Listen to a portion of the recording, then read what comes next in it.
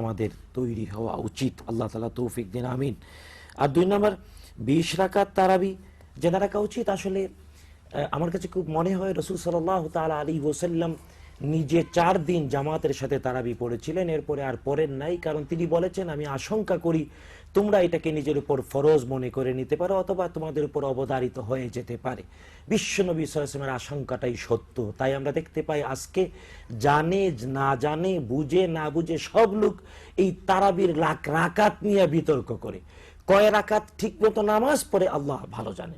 বরং এই বিতর্ক করতে গিয়ে নামাজের ব্যাপারেই মানুষের কাছে তৈরি হয়ে যাচ্ছে। বরং রমজান মাস তো হলো সওয়াব হাসিলের মাস, তাই চেষ্টা করতে হবে, যে যত পারে চেষ্টা করব। তবে সুন্নতকে সুন্নতের জায়গায়, ওয়াজিবকে ওয়াজিবের জায়গায়, নফলকে নফলের জায়গায়, ফরজকে ফরজের জায়গায়। তাই যে আমরা খুব বিনয়ের সাথে বলতে চাই, তারাবির নামাজ ফরজ নয়, ওয়াজিব নয়, বরং এটা হলো এমন একটি সুন্নাত, যদি কেউ পড়ে সওয়াব আছে, না পড়লে অপরাধ নাই। যদ্দূর পারে পড়বে, 4 রাকাত, 8 রাকাত, 10 রাকাত, 12 রাকাত, 20 রাকাত। মসজিদে নববীতে 36 রাকাত তারাবি হয়েছে। সুতরাং 20 রাকাত তারাবির পিছনে ফতোয়া না, বরং যদ্দূর পারা যায় পড়তে হবে।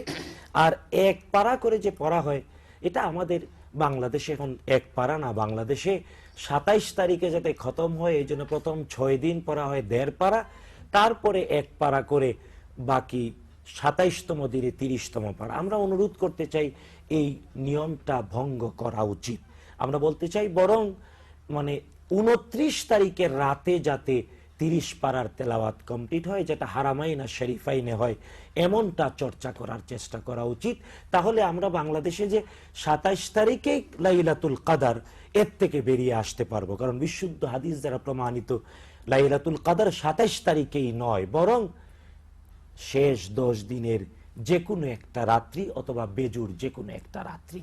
সুতরাং আল্লাহ তাআলা আমাদের সবাইকে বিষয়গুলো বুঝে আমল করার তৌফিক দিন, আমিন।